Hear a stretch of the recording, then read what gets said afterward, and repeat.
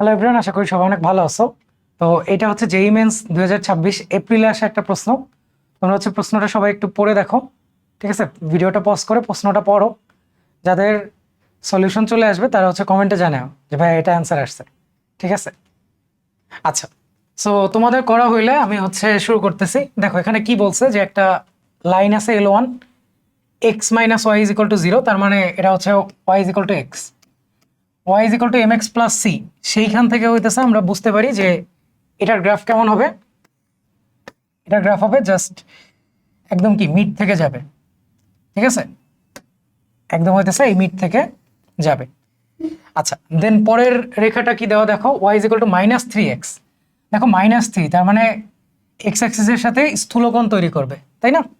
So minus three x এইটা এইরকম কিছু হয়তো আসবে, ঠিক আছে? এইরকম কিছু হয়তো আসবে।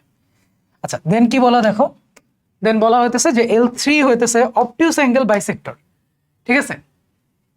আচ্ছা, L1 আর L2 এর অবটিউস অ্যাঙ্গেল বাইসেক্টর হচ্ছে L3, ঠিক আছে? তো এখানে মোটামুটি বোঝা যাইতেছে, আমি যেভাবে চিত্র আঁকছি, যে এটা হচ্ছে অ্যাকিউট অ্যাঙ্গেল আর এইটা হইতেছে অবটিউস angle.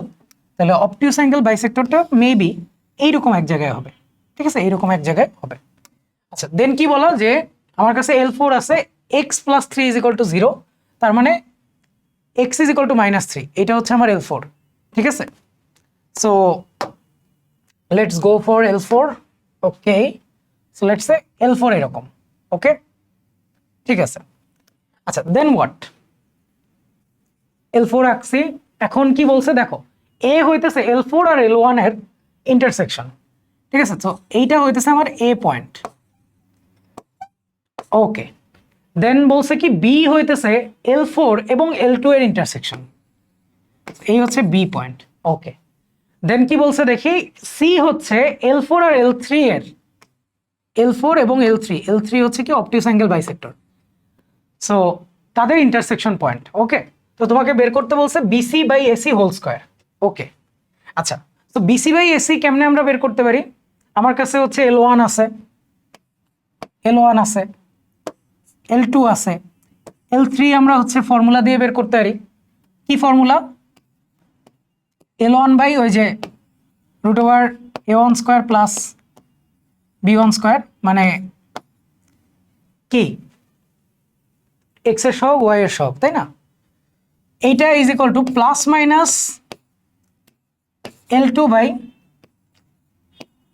A2 square plus B2 square, তাই না? আমরা হচ্ছে অ্যাঙ্গেল বাইসেক্টরের ফর্মুলা ইউজ করব। দেন আমরা জানি যে A1 A2 plus B1 B2, এইটার যে সাইন আসবে সেইটাই হইতেছে আমার কি অবটিউস অ্যাঙ্গেল বাইসেক্টরের সাইন, ঠিক আছে? সেটা হচ্ছে স্থূলকোণের জন্য সাইন। অনেকে এটারে অনেকগুলো কেস মনে রাখে যে ভাই এরকম হইলে স্থূলকোণ, এরকম হইলে সূক্ষ্মকোণ। তুমি জাস্ট মনে রাখবা ভাই এইটার যে সাইনটা আসবে এটা প্লাস হইলে স্থূলকোণের জন্য এখানে প্লাস বসাবা, এটা মাইনাস হইলে স্থূলকোণের জন্য এখানে মাইনাস বসাবা। তাহলে স্থূলকোণের জন্য যদি ধরো প্লাস আসে, তাহলে সূক্ষ্মকোণের জন্য কি মাইনাস। তাহলে আর কিছু মনে রাখা লাগে না। আচ্ছা, আর এইটা জিরো আসলে তো দুইটা রেখা পরস্পর লম্ব আসে, সেই ক্ষেত্রে আর অবটিউস আর তোমার অ্যাকিউট মানে হচ্ছে সূক্ষ্মকোণ, এরকম কোণ আসে না, তখন সব কোণই 90। আচ্ছা, তাহলে দেখো এইটার ক্ষেত্রে আমরা কি বলবো, আমরা এখানে এক্স মাইনাস ওয়াই লিখবো আর এইখানে লিখবো হইতেছে, লেটস সে এটারে এদিকে পাঠাইলাম যে thrice x plus y is equal to zero, এরকম বললাম, এটা ইজ ইকুয়াল টু জিরো বললাম। সো L1 এর জায়গায় এক্স মাইনাস ওয়াই বসবে, L2 এর জায়গায় হইতেছে 3x প্লাস ওয়াই বসবে। আচ্ছা, তাহলে এখন A1 A2 হচ্ছে 3, ঠিক আছে? এখানে 1 আছে, A1 A2 গুণ করলে 3 প্লাস B1 B2 কত আসবে? -1 ইন্টু 1। আচ্ছা, তাহলে A1 A2 plus B1 B2 করলে পজিটিভ আসতেছে, তাহলে এখানে অবটিউস অ্যাঙ্গেলের জন্য পজিটিভ হবে। পজিটিভ ইউজ করে তুমি হচ্ছে L3 পাবা, ঠিক আছে? L3 পাবা, অ্যান্ড L4 তো তোমাকে দিয়ে দিছে যে x ইজ ইকুয়াল টু -3। তো তুমি হচ্ছে এই -3 এই প্রত্যেকটা L1 L2 L3 তে বসায় তারপরে এবিসি বের করবা, তারপরে হচ্ছে করবা। এটা গেল হচ্ছে মেথড 1, ঠিক আছে? এটা হচ্ছে কি মেথড 1। আচ্ছা, আমরা আরেকটাও করতে পারি, সেটা কি দেখি, এখনো সময় আছে, কমেন্টে জানাইতে পারো যে ভাইয়া এই ওয়েতে আমরা করতে পারতাম। আচ্ছা, অ্যাঙ্গেল বাইসেক্টর থিওরেম, এরকম কোনো কিছু কি তোমরা পড়ছো? অ্যাঙ্গেল বাইসেক্টর থিওরেম এবিটি, যেখানে ধরো একটা ট্রায়াঙ্গেল আছে ডিএবি, ঠিক আছে, ড্যাব। সো ড্যাব ট্রায়াঙ্গেলের হচ্ছে তুমি ডি কোণটাকে বাইসেক্ট করলা, তোমার এবি কে সি পয়েন্টে কাট করলো, এসি ইস টু বিসি, এটা আসলে কি আসে, এডি ইস টু বিডি আসে না? যাদের হচ্ছে এই থিওরেমটা মনে নেই তারা হচ্ছে সাইন ল ইউজ করে প্রুফ করবা, ঠিক আছে, সাইন ল ইউজ করে প্রুফ করবা। আচ্ছা, যদি এইটা হয়, যদি এইটা হয়, আমরা আগের মতোই মোটামুটি তোমার চিত্রটা আঁকছি। এখন হচ্ছে আমরা আর সি পয়েন্টটা বের করব না, আমার L3-র দরকার নাই, L3-র যে ক্যালকুলেশন বলতেছিলাম দরকার নাই, ঠিক আছে। কারণ কি, কারণ BC is to AC, BC is to AC আসলে আসবে Obi is to OA. R B কেমনে বের করবা, আগের মতোই, তাই না? L2-র সাথে L4 এর ইন্টারসেকশন নিবা, L1 এর সাথে L4 এর ইন্টারসেকশন নিবা। ইন্টারসেকশন যদি নাও -3, আসে, আর -3, 9 আসে, ঠিক আছে। তাহলে তুমি বিসি বাই এসি আসবে ওবি বাই ওএ, ওবি স্কোয়ারের ভ্যালু হচ্ছে 3² + 9², ওএ স্কোয়ারের ভ্যালু 3² + 3²। তাহলে 3² কমন নিলে এখানে 1 + 3² আসে, আর এখানে 1 + 1 আসে। সো এটা ওভারঅল আসতেছে 5। তাহলে এইটা হচ্ছে একটা প্রশ্ন পড়ার পরে 5 সেকেন্ড কোশ্চেন, ঠিক আছে, একটা 5 সেকেন্ড কোশ্চেন। এই প্রশ্নে তোমার যদি হচ্ছে এবিটি না মনে থাকে বা এই জিনিসগুলো খেয়াল না থাকে, তাহলে হইতেছে তোমার মোটামুটি বলতে পারো যে বেসিক আইডিয়া বা প্রবলেম সলভিংয়ে তোমার কিছু প্রবলেম আছে, ঠিক আছে। আচ্ছা, সো যাদের এইরকম মনে হবে যে ভাইয়া আমি হইতেছে আসলে বেসিক প্রবলেম সলভিংয়ে একটু দুর্বল, তারা হইতেছে আমাদের এইচএসসি হায়ার ম্যাথ কোর্সে এনরোল করতে পারো। যারা আমাদের এইচএসসি হায়ার ম্যাথ কোর্সে আছে তারা আমাদের ফিউচার যত কোর্স আসবে, অ্যাডমিশন হোক, একাডেমিক হোক, আচ্ছা হায়ার ম্যাথের জাস্ট, ঠিক আছে, হায়ার ম্যাথ রিলেটেড যত কোর্স আসবে তারা সেই সব কোর্সে অটো এনরোলড, ঠিক আছে। তাদের আর নতুন কোনো পেমেন্ট করতে হবে না। আমাদের হায়ার ম্যাথ কোর্সের হচ্ছে রেগুলার কোর্স ফি হইতেছে 5000, আমাদের কারেন্টলি একটা ডিসকাউন্ট আছে, সেই জন্য ডিসকাউন্টের পরে এটা হয়ে যাবে 4000, ঠিক আছে। আমরা হইতেছে আমাদের প্রথম যে 137 জন আছে তাদেরকে হইতেছে এই ডিসকাউন্টটা দিতেছি 1000 টাকার।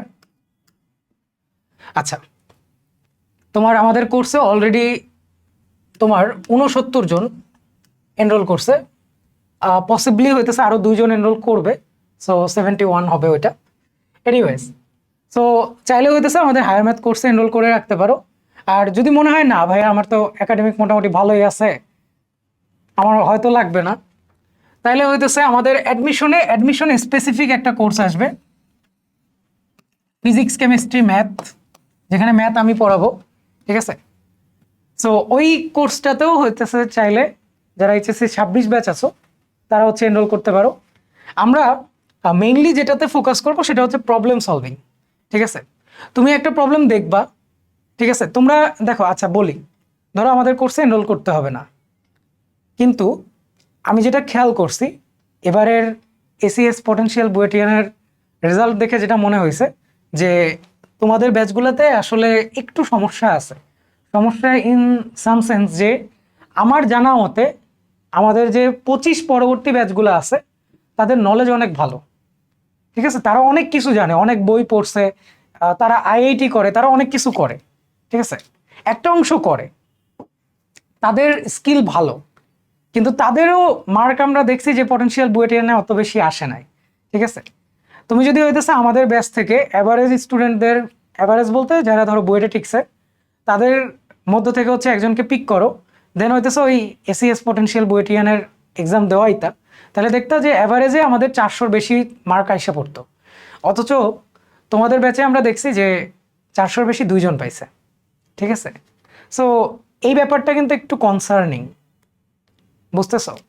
আবার এইটা একদিক থেকে অপটিমিস্টিক হওয়ারও একটা ওয়ে, তোমার ব্যাচের যদি মানুষজনের অবস্থা এত ভালো না হয়, তার মানে তুমি যদি নিজের উপর বেশি কাজ করো, একটু বেশি পরিশ্রম, 1 ঘন্টা বেশি পড়লা, ঠিক আছে, কয়েকটা বেশি ম্যাথ করলা, অ্যান্ড একটু সিস্টেমেটিক ওয়েতে, নট লাইক যে ভাই আমি এখন আইআইটি পুরোটা করে ফেলবো। আচ্ছা করতে পারো, করলে ভালো, খারাপ না হয়তো, পরে দেখা গেল মেইন এক্সামে টিকো নাই, বাট টিকা না টেকা আসলে অনেকটা ভাগ্যের উপরও, আসলে না ভাগ্যের উপর না, মানে if you are that much skill তোমার আসলে রেজাল্ট অটো ভালো হওয়ার কথা। এনিওয়েজ, আচ্ছা কিছু ক্ষেত্রে ভাগ্য মানে ধরো তুমি অসুস্থ হয়ে পড়ছো, that is like another extreme situation and all. Normal সিচুয়েশনে তোমার যদি আসলে স্কিল ভালো থাকে তোমার রেজাল্টও ভালো হওয়ার কথা। তোমার রেজাল্ট, আমাকে অনেক স্টুডেন্টই নক দেয় যে ভাইয়া আমি অমুক পড়ছি তমুক পড়ছি এটা পড়ছি, আমি কি পারবো, আমি কি এই ওই। আমি হচ্ছে ভাই মানে তাকায় থাকি যে ভাই তুমি ভালো মতো পড়লে তোমারই তো জানার কথা ভালো মতো যে তুমি পারবা কি পারবা না। আর তুমি পারবা কি না এটার একটা ইন্ডিকেটর হচ্ছে তোমার কারেন্ট রেজাল্ট। আমরা একদম গার্ড ডাউন কইরা কলেজে পরীক্ষা দিতাম, কলেজের র্যাঙ্ক মোটামুটি ভালোই ছিল, ঠিক আছে। আবার বোর্ডের পরীক্ষা দিছি অনেক অ্যাডভার্স সিচুয়েশনে, র্যাঙ্ক ভালো আসছে, 55 আসছে। হয়তো সিচুয়েশন আরও ফেভারেবল হইলে আরও একটু ভালো র্যাঙ্ক আসতো বা কিছু। এনিওয়েজ ভাগ্যে যা ছিল তাই হয়েছে। কিন্তু এটা হচ্ছে বিষয় যে আমরা খারাপ সিচুয়েশনে অনেক কম পড়ে তোমাদের থেকে অনেক কম জেনে আমরা রেজাল্ট তুলতে পারতাম। কিন্তু তোমরা আমাদের থেকে বেশি জেনে তোমরা তারপরে হচ্ছে প্রশ্ন দেখে একটা সহজ প্রশ্নকে পড়ে কনফিউজ হয়ে যাচ্ছে, যেটা মনে হয় আরো জটিল হবে আরো জটিল হবে, দেন পারতেছো না। সো এই জায়গাগুলো থেকে বের হওয়ার জন্য একটা মেন্টরের দরকার পড়ে, ঠিক আছে। তোমরা যারা ঢাকার বাইরে আসো, দেখা যায় হয়তো যারা চুয়েটে বা চিটাগাঙে পড়ো, যারা খুলনায় পড়ো, সেখানে চুয়েট কুয়েটের ভাইয়ারা আছে, ঠিক আছে। বা বরিশাল এলাকায় কুয়েটের ভাইয়ারা অনেকে পড়ায় বা বুয়েটের অনেক ভাইয়ারা পড়ায়, তাদের কাছে অনেকে পড়ো, আই নো দ্যাট। বাট ঢাকায় দেখা যায় অনেকে কিন্তু প্রাইভেট পড়ে, বুয়েটের ভাইয়ের কাছে 1-1 পড়ে। সো কিছু ক্ষেত্রে ওইটা কিন্তু অনেক বড় একটা অ্যাডভান্টেজ দেয়, ঠিক আছে। তোমার একদম ডিরেক্ট একটা মেন্টর যদি থাকে সেটা অনেক হিউজ একটা অ্যাডভান্টেজ দেয়। যেমন আমার ক্ষেত্রে যদি আমি বলি যে আমার বছর আমি যখন ভর্তি পরীক্ষা দিছি, আমি বললে হচ্ছে পোলাপাইন বিশ্বাস করবে না, কিছু রুলই জানতাম না যে এরকম হয় এখানে, ঠিক আছে। অ্যান্ড ওইটা একটা বড় ডিসঅ্যাডভান্টেজ ছিল। লাইক ওই একটা রুল জানলে, ধরো মেডিকেলের কথাই উদাহরণ হিসেবে বলি, যে 4 মার্ক ধরো প্লাস আসতো, ঠিক আছে। একটা জাস্ট কোনো ভাই যদি আমার খালি বলতো যে ভাই এই ক্ষেত্রে না এরকম হয়, তাহলে তুমি এই কাজটা করে আইসো পরীক্ষা হলে, ঠিক আছে, জাস্ট এইটুক যদি কেউ বলতো, আমার 4 মার্ক আসতো এক্সট্রা, 4-5 মার্ক। অ্যান্ড আমি যে মার্ক পাইছিলাম আমার বছর, তাতে হচ্ছে 5 মার্ক প্লাস হলে ডিএমসিতে চলে আসতো, ঠিক আছে। বা ধরো হচ্ছে ডিউর ক্ষেত্রে সার্টেন একটা জিনিস যদি আমার খেয়াল থাকতো, কেউ যদি বইলা দিত এই যে এই জিনিসটা একটু খেয়াল রাখো, তাহলে কিন্তু হচ্ছে অনেক বেনিফিট পাইতাম। সো ওই জায়গা থেকে আমি বলতে পারি যে তোমার যদি একটা ভালো মেন্টর থাকে, 1-1 মেন্টরশিপের মতো থাকে কেউ, বা তোমাকে জাস্ট কেউ যদি পরীক্ষার এই অ্যাসপেক্টগুলো খেয়াল রাখা লাগবে এটা কেউ বইলা দিতে পারে, তাহলে তোমার এটা হিউজ হেল্প হবে, ঠিক আছে। সো আমাদের কোর্সগুলোতে তোমরা চেক আউট করতে পারো। ইভেন আমাদের টেলিগ্রাম গ্রুপ আছে একটা, যেটায় ধরো অনেক বড় সংখ্যক স্টুডেন্ট আছে, 1200-র মতো স্টুডেন্ট আছে, ঠিক আছে। সেখানে ধরো তুমি একটা প্রশ্ন জিজ্ঞেস করলে যে ভাইয়া এই ক্ষেত্রে কেমন হয়, ঠিক আছে। হয়তো আমি ফ্রি না থাকলে তোমাকে তোমার কোনো ব্যাচমেট বা তোমার কোনো জুনিয়রও তোমাকে হয়তো হেল্প করতে পারবে ওই ক্ষেত্রে, ঠিক আছে। সো আমাদের ডেসক্রিপশন বক্সে ওই টেলিগ্রাম যে ফ্রি চ্যানেলগুলো আছে, ফ্রি যে রিসোর্সগুলো আছে, সেগুলো অলওয়েজ দেওয়া থাকে। সো তোমরা ওইগুলোও চেক আউট করতে পারো, ঠিক আছে। মানে তোমরা হয়তো বা বুঝতেছো না আমি আসলে কি কথা বলতেছি। ধরো, আচ্ছা ভিডিওতে বলেই ফেলি, তোমার মেডিকেলে আমাদের বছর একটা প্রশ্ন এরকম দিছে যে এমজিএইচ ইউজ করে তোমার হচ্ছে শক্তির পরিমাণ বের করতে হয়, ঠিক আছে। সো ধরো অ্যান্সার আসবে 100 জুল, কিন্তু তোমার অপশনে দেওয়া 10, ঠিক আছে, অপশনে দেওয়া 10, আর বাকি যেগুলো দেওয়া সেগুলো 100 জুলের কাছাকাছি না, মানে 100 জুল হবে না, ঠিক আছে। এখন আমি জানতাম যে ভাই অ্যান্সার না থাকলে ব্ল্যাঙ্ক রাখো, তাইলে হইতেছে মার্ক পাবা। আমি একটা কোশ্চেন ব্যাংক করছিলাম, কোনো প্রতিষ্ঠানের নাম বলবো না, সেখানেও এটাই লেখা ছিল, ঠিক আছে। আমি ফর্মালি মেডিকেলের জন্য কোচিং করি নাই। সো আমি হচ্ছে ওই কাজ করছি। আর আমার ফ্রেন্ড ডিএমসিতে চান্স পাইছে, ও হইতেছে ওইটা দাগায় আসছে, ওই 10ই দাগায় আসছে। ও আমারে বলতেছে যে ভাই অমুক ভাই আমারে বলছিল যে কোনো ব্ল্যাঙ্ক কারেক্ট হয় না, ঠিক আছে। সো ওর ডিএমসিতে আসছে, আমার সরোয়ার দিতে আসছে, পরে সলিমুল্লাহ আসছিল, ঠিক আছে, মাইগ্রেশনের পরে। এনিওয়েজ, সো এইটা হচ্ছে একটা জাস্ট নলেজের পাওয়ার। লাইক এরকম একটা সিম্পল জিনিস জানলেই তুমি দাগায় আসতে পারতাম, না জানার কারণে তুমি পারবা না। অ্যান্ড ওই 1 মার্কের কারণে তুমি 100 পিছাবা, 200 পিছাবা, 400 পিছাবা, ঠিক আছে। অ্যান্ড বুয়েট বা যে ইঞ্জিনিয়ারিং অ্যাডমিশনগুলো আছে সেখানেও কিছু ব্যাপার আছে যে ভাই প্রশ্ন হয়তো তুমি প্রশ্ন পড়ে বুঝলা না যে এই প্রশ্নটা কি চাইছে, কিন্তু তোমার ভাই বলে দিল যে ভাই এই জায়গায় না সবসময় এইরকম একটা প্রশ্ন দেয়, 10 বছর ধরে দিতেছে, ঠিক আছে? বা তুমি হচ্ছে এটা কখনো নিজে করে অনেক সময় বুঝবা না ভাই, আমি বুঝি নাই, আমাদের বছর করোনা ছিল, 1.5 বছরের মতো টাইম পাইছি অ্যাডমিশনে, তাও হইতেছে বুঝি নাই। তো কিছু জিনিসে হচ্ছে এরকম হেল্প লাগে, অ্যান্ড ওই হেল্পের জন্য তোমার একজন বড় ভাইয়ের দরকার হবে, ঠিক আছে? অ্যাডমিশন টাইমে তোমার যদি মনে হয় যে ভাই এই বড় ভাইটা আপনারাই সবচেয়ে ভালো আমাদেরকে গাইড করতে পারবেন, তাহলে অবশ্যই হচ্ছে আমাদের অ্যাডমিশনের কোর্সে এনরোল করো, ঠিক আছে? আচ্ছা,